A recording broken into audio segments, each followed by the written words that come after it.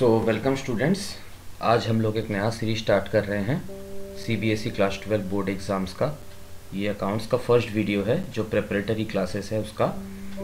इस वीडियो में हम लोग पार्टनरशिप के फंडामेंटल चैप्टर्स के कुछ इंपॉर्टेंट थियोरेटिकल क्वेश्चंस देखेंगे। टोटल 35 क्वेश्चंस होंगे। चलिए स्टार्ट करते हैं।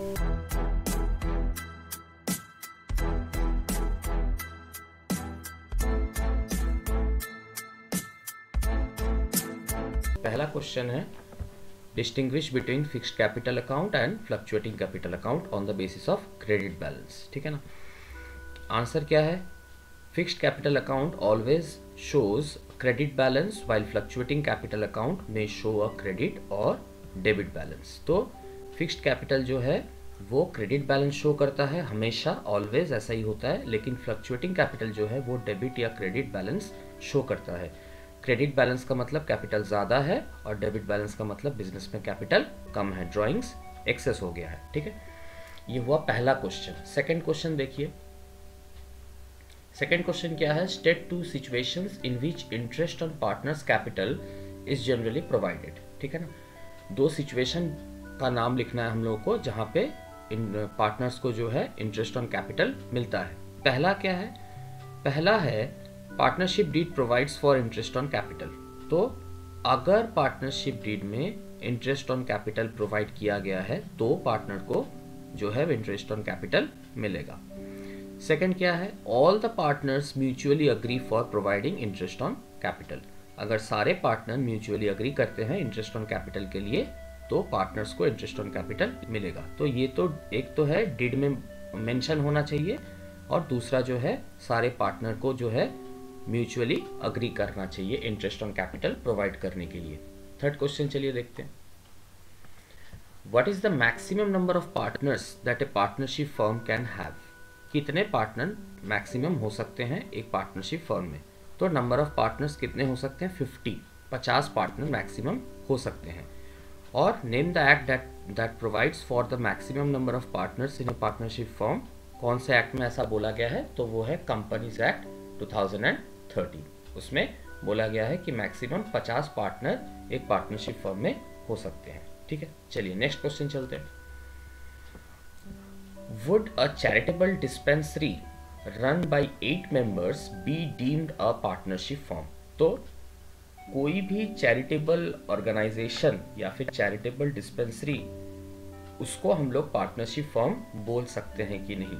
Give reasons in support of your answer. तो ये बहुत ही इंपॉर्टेंट क्वेश्चन है, आप लोगों को रीजन भी पूछा जाता है एग्जाम में। तो इसका रीजन बताइए, अगर बोला जाता है तो, अगर नहीं बोला जाता है तो भी।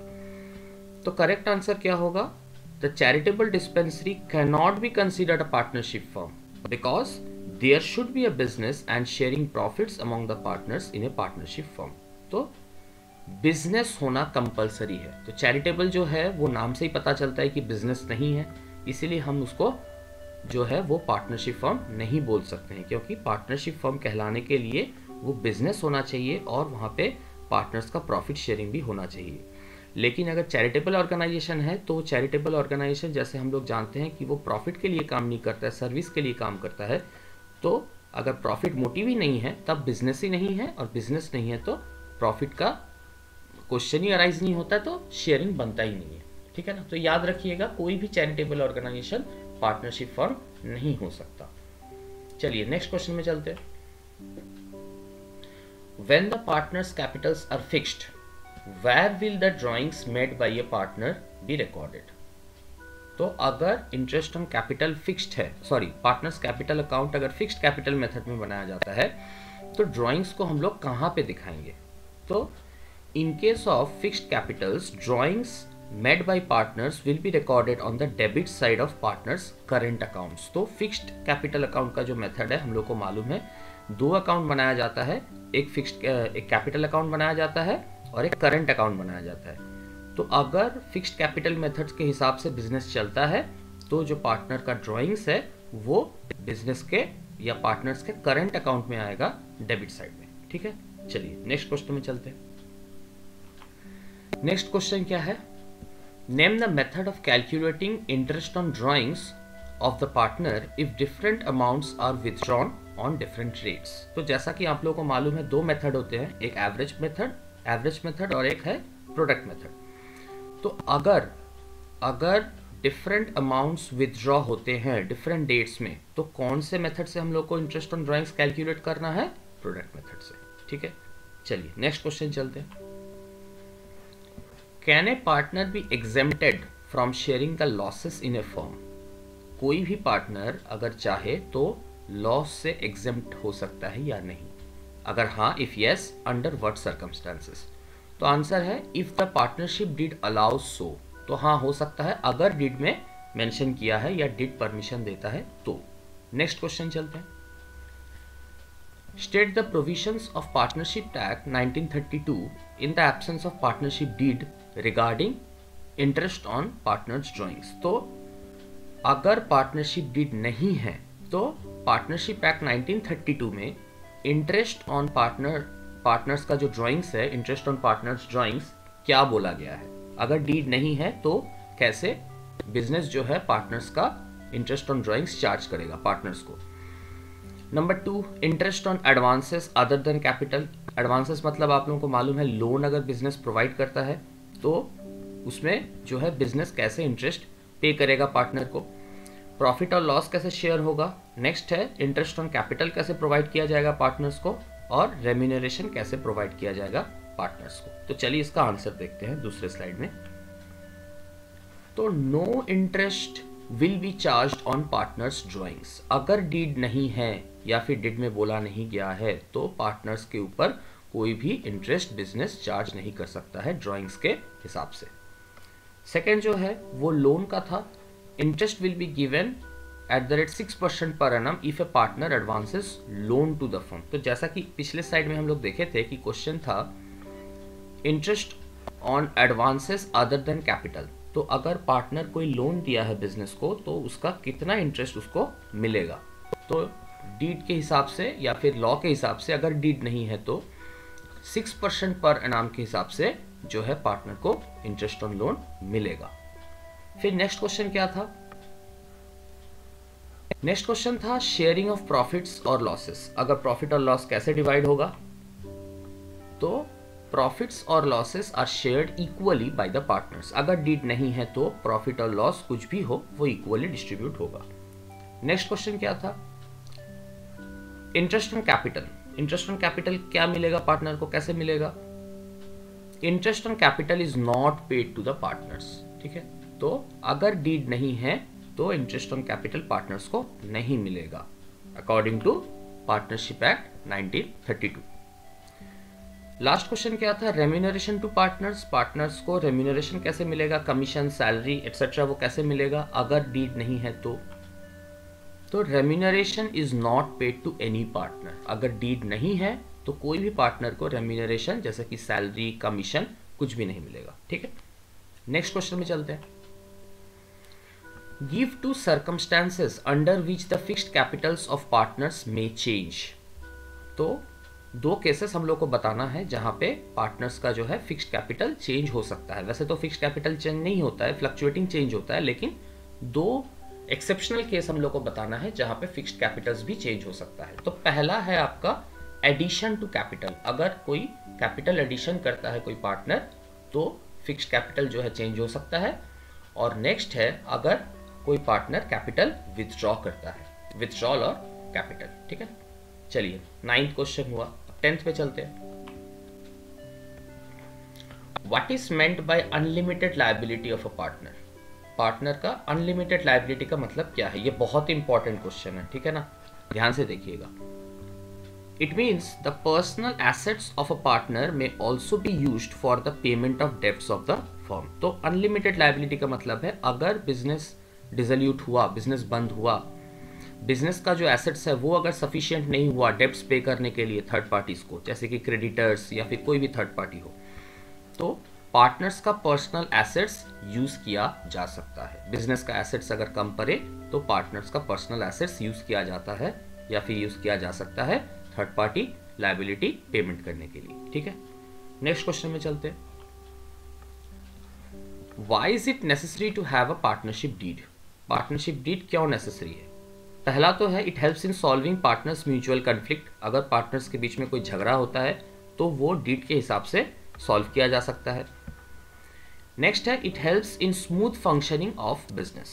तो अगर डीड है तो बिजनेस का स्मूथ फंक्शनिंग होता है, ठीक है ना। कोई लॉ मेंटेन करके बिजनेस होगा तभी तो वो स्मूथ फंक्शन करेगा। नेक्स्ट क्वेश्चन चलिए देखते हैं। नेक्स्ट क्वेश्चन है what share of profits would a sleeping partner who has contributed 75% of total capital get in absence of a partnership deed? तो अगर पार्टनरशिप डीड नहीं है तो एक स्लीपिंग पार्टनर जो कि 75% ऑफ टोटल कैपिटल कंट्रीब्यूट किया है उसको कितना प्रॉफिट मिलेगा?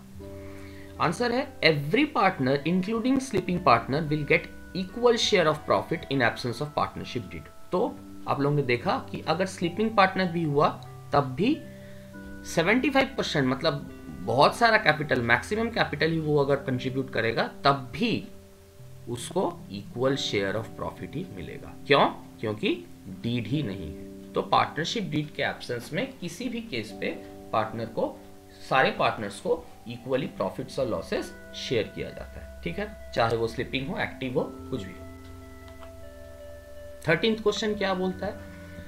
A partnership deed provides for the payment of interest on capital, ठीक है ना। पार्टनरशिप डीड में इंटरेस्ट ऑन कैपिटल बोला गया है, but there was a loss instead of profit. Business में लॉस हुआ प्रॉफिट की जगह during the accounting year. At what rate will the interest on capital be allowed? तो अगर बिजनेस में लॉस हुआ तो इंटरेस्ट ऑन कैपिटल का रेट क्या होगा? डिड है उस केस में no interest on capital will be allowed as there is loss instead of profit during the year. तो कोई भी इंटरेस्ट ऑन कैपिटल पे नहीं किया जाएगा। ये बहुत ही कंफ्यूजिंग क्वेश्चन है, बहुत ही इंपॉर्टेंट क्वेश्चन भी है, ध्यान से पढ़िएगा इसको। वीडियो को बार बार देखिएगा, रिवाइंड करके देखिएगा ताकि आप लोगों को पूरा क्वेश्चन, सारे क्वेश्चन समझ में आए। अगर कोई भी क्वेश्चन का आंसर क्लियर नहीं है तो कमेंट में मेंशन करिएगा, मैं आप लोगों को समझा दूंगा, ठीक है ना। तो अगर ऐसा है कि बिजनेस में लॉस हुआ प्रॉफिट के जगह पे तो कोई भी इंटरेस्ट ऑन कैपिटल पार्टनर्स को पेमेंट नहीं किया जाएगा, ठीक है। चलिए 14th क्वेश्चन में चलते हैं। Ram, Mohan and Sohan are partners in a firm sharing profits in the ratio 3:2:1। तो राम, मोहन, सोहन तीनों पार्टनर हैं, ये उनका प्रॉफिट शेयरिंग रेशियो है 3:2:1। They decided to admit Gopal, ठीक है ना, उन लोग ने डिसाइड किया गोपाल को एडमिट किया जाएगा।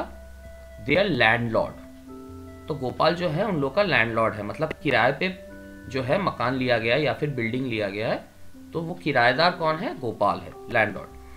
तो लैंडलॉर्ड को पार्टनर के हिसाब से एडमिट किया गया। Gopal bought sufficient amount of capital and his share of goodwill premium.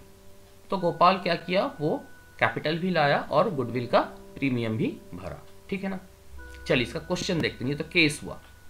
Question है the accountant of the firm passed the entry of rent paid for the building to Gopal in profit and loss appropriation account. तो accountant ने क्या किया? Accountant ने business का जो rent payment है, ठीक है ना, सिंस बिजनेस रेंट पे था, जो रेंट पेमेंट है उसको profit and loss appropriation account में दिखा दिया। तो क्वेश्चन है is it correct in doing सो? ऐसा किया जा सकता है क्या? अकाउंटेंट सही था क्या? अगर था या फिर नहीं था तो रीजन बताइए।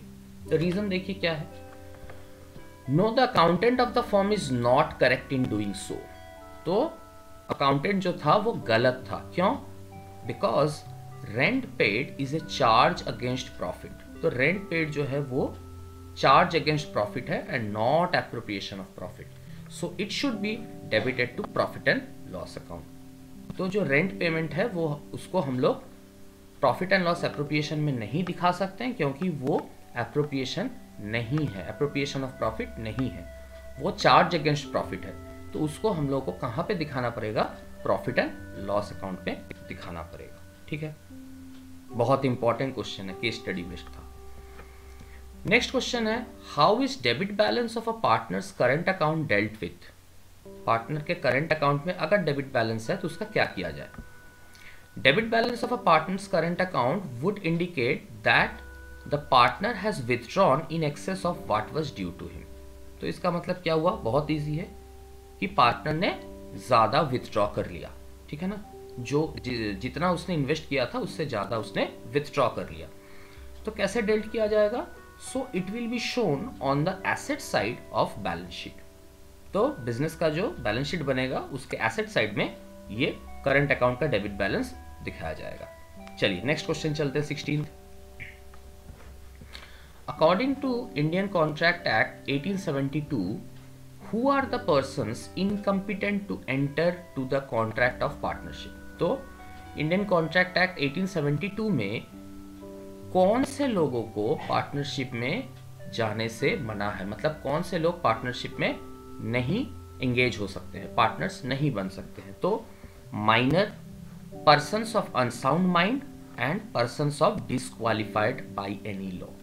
तो अगर कोई माइनर है तो वो नहीं बन सकता, पर्सन्स ऑफ अनसाउंड माइंड का है तो वो नहीं बन सकता, और किसी को अगर लॉ ने डिस्क्वालीफाई कर रखा है तो वो भी पार्टनरशिप में हिस्सा नहीं ले सकता। लेकिन यहाँ पे माइनर को लेके कुछ दूसरे एक्सप्लेनेशंस भी हैं, ये अपकमिंग क्वेश्चंस पे आप लोगों को देखने को मिलेगा इसी वीडियो में। चलिए 17th में चलते हैं, sorry.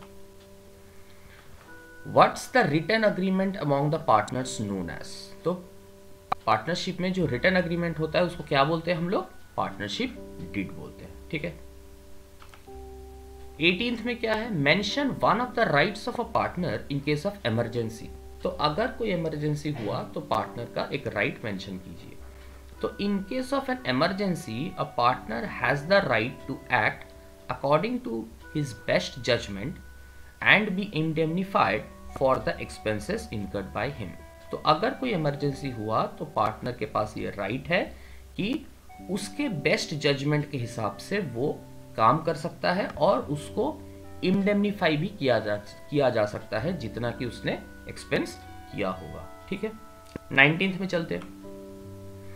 If a partner incurs expenses on the business और he pays some money on behalf of the firm, can the partner be indemnified? तो अगर कोई पार्टनर एक्सपेंस किया है, किसी पार्टनर ने एक्सपेंस किया है बिजनेस के बिहाफ पे या फिर कुछ पे किया है बिजनेस के बिहाफ पे, तो उसको क्या इंडेमनिफिकेशन मिल सकता है? तो आंसर है yes, the partner may gate indemnified against the payments from the firm. तो फर्म से उसको इंडेमनिफिकेशन मिल सकता है। 20th क्वेश्चन में चलते हैं। What do you mean by valuation of goodwill? Valuation of goodwill का मतलब क्या है? Method by which goodwill of the firm will be valued at the time of admission, retirement of a partner और at the death of a partner. तो valuation of goodwill का मतलब क्या है? जिस मेथड से हम लोग गुडविल का वैल्यूएशन करते हैं, गुडविल का वैल्यू निकालते हैं, उसको हम लोग वैल्यूएशन ऑफ गुडविल बोलते हैं। और ये 3 केसेस में वैल्यूएशन किया जाता है। पहले तो किसी पार्टनर का अगर एडमिशन होता है तब, कोई पार्टनर अगर रिटायर करता है तब, या फिर कोई पार्टनर अगर डेथ होता है किसी पार्टनर का, तब गुडविल का वैल्यूएशन किया जाता है, ठीक है ना। 3 केसेस में गुडविल का वैल्यूएशन किया जाता है और जो मेथड फॉलो करते हैं उसको हम लोग वैल्यूएशन ऑफ गुडविल बोलते हैं। 21st में चलते हैं। 21 number question. What do you mean by valuation of assets? The manner in which assets of the firm shall be valued in the case of its reconstitution. तो जिस हिसाब से assets का वैल्यूएशन किया जाता है, ठीक है ना, उसको हम लोग वैल्यूएशन ऑफ एसेट्स बोलते हैं। किस केस में होता है? बिजनेस का रिकंस्टिट्यूशन, मतलब नया से कुछ चेंज आया, बिजनेस में कुछ चेंज आया और नया से कुछ बना, रिकंस्टिट्यूट हुआ। तो रिकंस्ट्रक्शन के टाइम पे एसेट्स का वैल्यूएशन किया जाता है और उसको हम लोग, मेथड को हम लोग वैल्यूएशन ऑफ एसेट्स बोलते हैं। 22 में चलते हैं। What do you mean bye settlement of account? Settlement of account का मतलब क्या है? The manner in which accounts of partners shall be settled in case of his retirement और डेथ और डिसोल्यूशन ऑफ द फर्म। तो जिस हिसाब से पार्टनर्स का, पार्टनर्स ही होगा, प्लूरल होगा, जिस हिसाब से पार्टनर्स का अकाउंट निपटाया जाता है, सेटल किया जाता है, रिटायरमेंट के केस में, डेथ के केस में या फिर डिसोल्यूशन के केस में, तो उस मेथड को या फिर प्रोसेस को हम लोग सेटलमेंट ऑफ अकाउंट बोलते हैं। 22 हुआ। अब 23rd में चलते हैं। Mention 2 accounts which are treated as charge against profit and not an appropriation. तो 2 अकाउंट्स का नाम बताइए जिसको हम लोग चार्ज अगेंस्ट प्रॉफिट में कंसीडर करते हैं, वो एप्रोप्रिएशन में कंसीडर नहीं किया जा सकता। मतलब उसको हम लोग पीएल अप्रोप्रिएशन में नहीं दिखा सकते। तो दो अकाउंट्स कौन कौन से हुए? पहला तो हुआ interest on partners loan, partners का जो लोन है इंटरेस्ट, आई मीन पार्टनर्स का जो लोन है उसका जो इंटरेस्ट बनता है उसको हम लोग पीएल अप्रोप्रिएशन में नहीं दिखा सकते हैं। और दूसरा है rent payable to a partner. तो rent payable to a partner ये भी अप्रोप्रिएशन में नहीं जाता है, मतलब पीएल अप्रोप्रिएशन में नहीं जाता है, ये चार्ज अगेंस्ट प्रॉफिट होता है। और पार्टनर का जो लोन है उसका जो इंटरेस्ट बनता है वो भी चार्ज अगेंस्ट प्रॉफिट में ट्रीट होता है, अप्रोप्रिएशन में नहीं जाता है। दोनों के दोनों पीएल अकाउंट में जाते हैं, पीएल अप्रोप्रिएशन में नहीं जाते हैं। 23rd क्वेश्चन हुआ। 24th में चलते हैं। Why interest on partners loan is credited to partners loan account? तो इंटरेस्ट ऑन पार्टनर का मतलब पार्टनर का जो लोन है उसका इंटरेस्ट क्यों क्या किया जाता है? Credited to partners loan account. ठीक है ना, मतलब ठीक है ना, पार्टनर के लोन अकाउंट में क्यों दिखाया जाता है? Interest on partners loan is credited to partners loan account since it is a gain to a partner as a lender and not as a partner. ठीक है ना, तो इसको हम लोग कैपिटल अकाउंट पे कंसीडर क्यों नहीं करते हैं? क्योंकि ये पार्टनर का गेन है। ठीक है ना, लेंडर के हिसाब से पार्टनर का ये गेन है, ये पार्टनर का इन्वेस्टमेंट नहीं है। Since it is a gain to a partner as a lender and not as a partner. अगर पार्टनर के हिसाब से ये मतलब इन्वेस्टमेंट होता तो इसको कैपिटल अकाउंट में कंसीडर किया जाता, लेकिन सिंस ये लोन है, पार्टनर जो है वो लेंडर है, तो उसका जो इंटरेस्ट है उसको हम लोग interest on partners loan account में क्रेडिट करते हैं। ठीक है ना, चलिए 25th क्वेश्चन में चलते हैं। Which account is an extension of the profit and loss account? कौन सा account profit and loss account का मतलब एक्सटेंशन है? तो आंसर है profit and loss appropriation account. ये प्रॉफिट एंड लॉस अकाउंट के बाद बनता है। जैसा कि आप लोग जानते हैं नेट प्रॉफिट ट्रांसफर होता है, फिर एप्रोप्रिएशन का जो है वो एंट्रीज आता है, उसके बाद वहाँ से डिविजिबल प्रॉफिट निकलता है। तो प्रॉफिट एंड लॉस अकाउंट जो है उसका एक्सटेंशन है profit and loss appropriation account. ठीक है, 25th क्वेश्चन हुआ। 26 में चलते हैं। Why rent paid to a partner is a charge on profit? तो रेंट पेड क्यों चार्ज ऑन प्रॉफिट है? क्यों है? Because rent is paid to a partner for using his or her property for business purpose. तो rent partner को क्यों दिया जाता है? क्योंकि बिजनेस पर्पस से उसका प्रॉपर्टी बिजनेस यूज करता है, मतलब बिजनेस अपने एक्टिविटीज के लिए पार्टनर का प्रॉपर्टी यूज करता है। So profit and loss account is debited instead of profit and loss appropriation account. तो ये प्रॉफिट एंड लॉस अकाउंट में आता है, जो रेंट है वो प्रॉफिट एंड लॉस एप्रोप्रिएशन में नहीं आता है, क्योंकि ये बिजनेस का प्रॉपर्टी नहीं है। बिजनेस पार्टनर से रेंट पे लेके रखता है अपने एक्टिविटीज कंप्लीट करने के लिए। ठीक है ना, चलिए 27th पे चलते हैं। How the profit available for distribution is distributed among the partners? तो जो प्रॉफिट मिलता है वो पार्टनर्स में कैसे डिस्ट्रीब्यूट होता है? When the total amount of appropriation is more than the amount available for the appropriation. तो अगर total amount of appropriation is more than the amount available for appropriation, ठीक है ना, तो जो appropriation का amount है वो अगर ज़्यादा है available appropriation से, तो कैसे distribute होता है? आंसर है profit available for distribution among the partners is distributed in the ratio of appropriation to be made. तो जिस हिसाब से प्रॉफिट रेशियो है, प्रॉफिट शेयरिंग रेशियो है, उस हिसाब से डिस्ट्रीब्यूट होता है। Mention the cases where interest on drawings can be charged by the firm on partners drawings. तो पार्टनर्स का जो ड्राइंग्स है उस पे बिजनेस कौन कौन से केस पे इंटरेस्ट चार्ज कर सकता है? पहला केस है when drawing is made by a partner against profit and not charge when drawing is made out of capital. तो पहला जो केस है वो है पहला जो केस है वो है drawing is made by a partner against profit. Profit के अगेंस्ट में अगर ड्राइंग्स किया गया है तब बिजनेस उस ड्राइंग्स पे इंटरेस्ट चार्ज कर सकता है। और दूसरा केस है when partnership deed provides for charging interest on drawings. तो पार्टनरशिप डीड में भी इंटरेस्ट ऑन ड्राइंग्स मेंशन होना चाहिए, तभी business interest on drawings charge कर सकता है। ठीक है, 28th क्वेश्चन हुआ। 29th पे चलते हैं। Mention the cases where average period method is used. तो ये आप लोगों को मालूम है ड्राइंग्स का इंटरेस्ट कैलकुलेट करने का एक मेथड है। तो किस केस में ये यूज होता है? पहला है the amount of drawings is uniform. अगर ड्राइंग्स यूनिफॉर्म हुआ, मतलब जितने सारे ड्राइंग्स है उसका अमाउंट सेम है। अगर 4 बार ड्राइंग्स हुआ तो चारों का अमाउंट सेम है, अगर 10 बार ड्राइंग्स हुआ तो 10 का अमाउंट सेम है, तो उस केस में हम लोग एवरेज पीरियड मेथड यूज करते हैं। और दूसरा केस है the time interval between the 2 drawings is also uniform, मतलब हर महीने के बिगिनिंग में, हर महीने के एंड में, हर महीने के अगर मिडल में विथड्रॉ किया जाता है, पहले महीने के मिडल में विथड्रॉ किया गया, सेकेंड महीने में भी मिडल में, थर्ड महीने में भी मिडल में विथड्रॉ किया गया सेम डेट पे 15th को, तो उस केस में हम लोग एवरेज पीरियड मेथड यूज करते हैं। ठीक है, चलिए 30th क्वेश्चन पे चलते हैं। Mention the provision when partnership deed provides for interest on capital as a charge.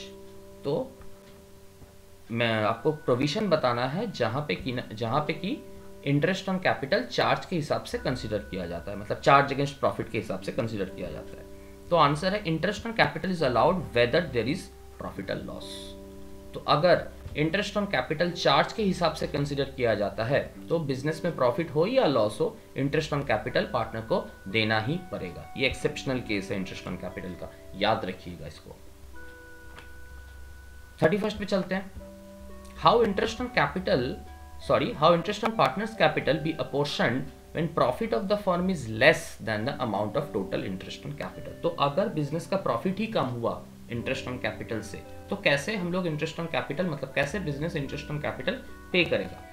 Answer है interest on partners capital will be calculated and profit is distributed among the partners in the ratio of interest on capital. तो interest on capital निकाला जाता है और जो profit है उसको interest on capital के रेशियो से डिवाइड किया जाता है। ठीक है ना, मतलब उस केस में जो प्रॉफिट शेयरिंग रेशियो है उसको कंसीडर नहीं किया जाता है, इंटरेस्ट ऑन पार्टनर्स जो बनता है उसका रेशियो निकाला जाता है और उस रेशियो के हिसाब से जो है वो प्रॉफिट डिस्ट्रीब्यूट किया जाता है। नेक्स्ट क्वेश्चन में चलते हैं। नेक्स्ट क्वेश्चन क्या है? Mention the entities who can allow a guaranteed profit to an existing or new partner. तो एंटिटीज का नाम बताना है जो कि गारंटेड प्रॉफिट अश्योर करता है, मतलब गारंटेड प्रॉफिट देता है एग्जिस्टिंग पार्टनर को या फिर नए पार्टनर को। तो एंटिटीज कौन कौन से हैं? 3 एंटिटीज हैं। All the remaining partner in an agreed ratio, मतलब जो गारंटेड प्रॉफिट जिसको मिलता है उसको छोड़ के जितने होते हैं उन सबको एक एंटिटी कंसीडर किया जाता है। मतलब अगर 3 पार्टनर ए बी सी को अगर गारंटेड प्रॉफिट इंश्योर किया गया है तो ए बी हुए रिमेनिंग पार्टनर्स, तो वो गारंटेड प्रॉफिट इंश्योर कर सकते हैं या एश्योर कर सकते हैं एक अग्रीड रेशियो में, जो क्वेश्चन में मेंशन होता है, मालूम है आप लोगों को, न्यूमेरिकल्स में आप लोग ने किया होगा। दूसरा है 1 और मोर ऑफ द एग्जिस्टिंग और ओल्ड पार्टनर्स। तो सारे पार्टनर्स को गारंटी करना है या फिर एश्योर करना ऐसा कंपलसरी नहीं है। एक पार्टनर या एक से ज्यादा पार्टनर एग्जिस्टिंग हो सकता है, वो नए पार्टनर को या फिर कोई भी एग्जिस्टिंग पार्टनर को जो है वो गारंटेड प्रॉफिट इंश्योर कर सकता है। मान लीजिए ABC 3 पार्टनर हैं, उसमें से आइदर A और B और A B बोथ, मतलब A अकेला या फिर B अकेला या फिर A और B दोनों मिलके C को गारंटेड प्रॉफिट इंश्योर कर सकते हैं। और तीसरा हुआ बाय द फर्म, बिजनेस भी गारंटेड प्रॉफिट इशू कर सकता है, मतलब एश्योर कर सकता है। ठीक है ना, 33rd क्वेश्चन हुआ। नेक्स्ट क्वेश्चन में चलते हैं। नेक्स्ट क्वेश्चन क्या है? State the provision of partnership act 1932 in the absence of partnership deed regarding dissolution of the firm. बहुत इंपॉर्टेंट क्वेश्चन है ये, सारे मतलब बहुत इंपॉर्टेंट क्वेश्चन है। तो प्रोविजन बताना है कि अगर पार्टनरशिप डीड नहीं है तो डिसोल्यूशन के केस में कैसे डिसोल्यूशन होगा पार्टनरशिप फर्म का। तो आंसर है unless otherwise agreed by the partners in the partnership deed a firm is dissolved on the death of a partner. तो अगर सारे पार्टनर अग्री नहीं करते हैं डीड में, मतलब डीड नहीं है, पार्टनर्स भी अग्री नहीं करते हैं, तो किसी भी पार्टनर के डेथ के बाद बिजनेस डिसॉल्व हो सकता है। ठीक है, नेक्स्ट क्वेश्चन में चलते हैं। नेक्स्ट क्वेश्चन है as per the provision of Indian partnership act 1932 when is interest on या फिर when is partners loan repayable, sorry माफ कीजिएगा, इंटरेस्ट नहीं है, लोन रिपेबल कब है इन केस ऑफ डिसोल्यूशन। अगर बिजनेस डिसोल्यूट करता है, बंद होता है, तो लोन कब पेमेंट किया जाएगा? तो आंसर है before payment of capital to partners. मतलब डिसोल्यूशन के केस में जैसा कि आप लोगों को मालूम है पार्टनर्स को कैपिटल वापस मिलता है, तो वो कैपिटल वापस मिलने से पहले पार्टनर को लोन चुकाया जाता है। ठीक है ना, तो ये 35 क्वेश्चंस कंप्लीट हुए, ध्यान से पढ़िएगा इसको। चलिए see you in the next video, तब तक के लिए हैप्पी लर्निंग।